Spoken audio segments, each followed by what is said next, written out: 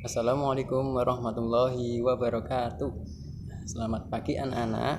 Ya, perkenalkan nama Bapak Pak Arif. Nah, Pak Arif ini mahasiswa PGSD UNS yang sedang melakukan kegiatan praktik mengajar di SDN Mangkubumen Kidul nomor 16 ini.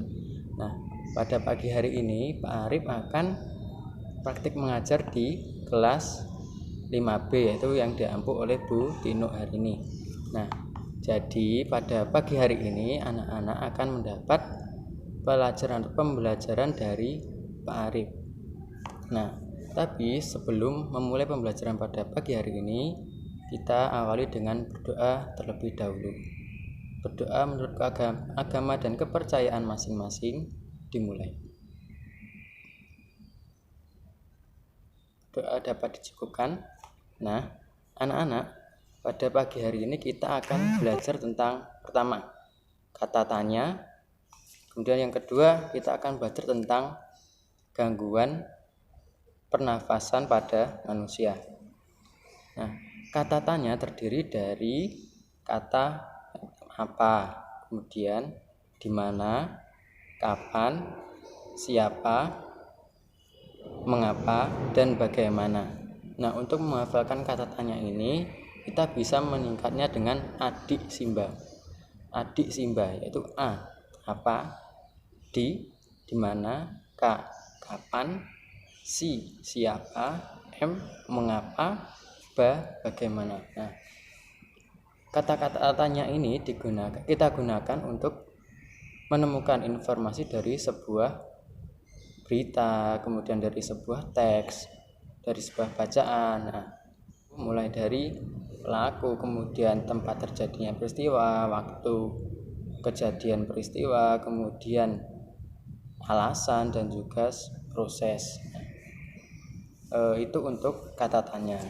Kemudian kita juga akan belajar tentang gangguan pernafasan pada manusia. Nah, apa saja penyebab terjadinya gangguan atau penyakit pada pernafasan manusia itu dipengaruhi oleh 3 faktor. Salah satunya yaitu faktor fisik. Nah, faktor fisik ini contohnya yaitu bawaan dari lahir, yaitu bayi yang terlahir prematur atau terlahir dini. Misalnya baru 7 bulan sudah dilahirkan. Nah, itu dapat menyebabkan gangguan pada organ, khususnya organ pernafasan, itu contohnya.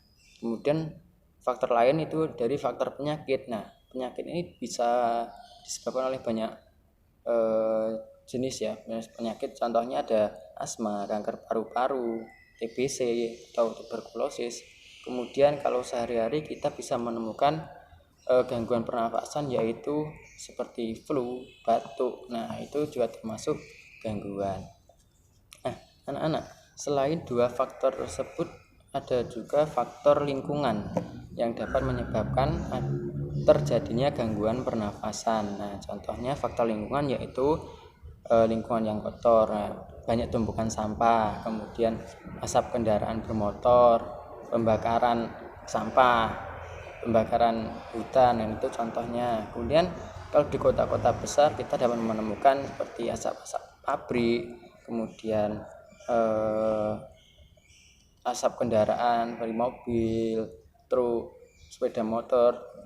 Yang selain itu asap rokok yang biasanya ditimbulkan dari rokok dalam kehidupan sehari-hari itu juga dapat menyebabkan gangguan pernafasan. Nah, itu contoh pencemaran udara juga. Oleh karena itu anak-anak, untuk menjaga organ pernafasan kita setelahnya harus memperhatikan dan membiasakan perilaku hidup sehat. Nah, perilaku hidup sehat apa saja yang dapat dijadikan sebagai pencegahan atau upaya dalam menjaga lingkungan sekitar kita? Yang pertama, berolahraga secara teratur, kemudian menjaga sirkulasi udara dalam rumah, kemudian ada mengonsumsi makanan yang sehat, bergizi seimbang, kemudian tidak merokok, kemudian istirahat yang teratur, serta mengenakan masker apabila saat kita dalam lingkungan yang tercemar. Nah, itu sedikit materi dari Bapak. Nanti setelah ini Bapak akan mengirimkan sebuah video yang berisi tentang pencemaran udara dan gangguan pernafasan pada manusia. Jadi anak-anak bisa menyimaknya. Kemudian setelah menyimak, nanti anak-anak akan mendapat tugas dari Pak Arif. Jadi mohon diperhatikan instruksi atau petunjuk dari setiap tugas. Tetap semangat belajar, jaga kesehatan.